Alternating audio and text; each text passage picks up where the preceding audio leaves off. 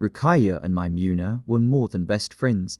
They were sisters by choice. One afternoon, the two friends walked down a street, laughing loudly like children. They noticed an old man sitting. They greeted him respectfully, and the man asked, "Are you sisters or friends?" "She is my sister from another mother." The old man nodded thoughtfully. "Please never let anything come between you two. Not jealousy or anger. This bond is special."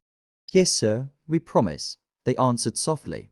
They thanked him, unaware that fate had already begun testing that promise. Ruqayya was secretly in love with a man in their estate. She changed her routines and even joined a gym just because she knew he went there. But no matter what she did, the man never noticed her. Maimuna, on the other hand, was focused entirely on her work. Love was the last thing on her mind. One evening after work, Maimuna stopped at a supermarket. Suddenly, a little girl ran to her and hugged her tightly. "Mummy." Surprised, but Maimuna hugged the girl. The girl's father apologizes. But Maimuna was only touched by the child's warmth. The man introduced himself as Nazir Sulaiman and his daughter's name is Samaya. They exchanged brief pleasantries and went their separate ways.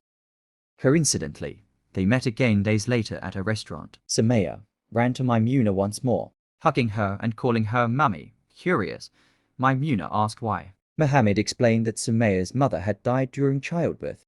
When the girl was 3, Maimuna felt deep compassion for both father and daughter. Mohammed noticed how naturally kind she is and how quickly his daughter felt safe with her. They began talking. Within 2 months, Mohammed proposed marriage. When Maimuna finally brought Mohammed home to meet Ruqayya, Ruqayya was excited until she saw him. He was the same man she had loved in silence. Her joy turned to rage. The moment Mohammed left, Ruqayya exploded, accusing Maimuna of betrayal. Maimuna was confused. She had never known about Ruqayya's feelings. Ruqayya packed her things, moved out, and cut all ties. Maimuna tried to reach her. She refused. Shortly, Maimuna married Mohammed in a grand Nigerian wedding. Soon after, she moved abroad with her husband and his daughter. Ruqayya, now alone, later crossed paths with the same old man from the bench.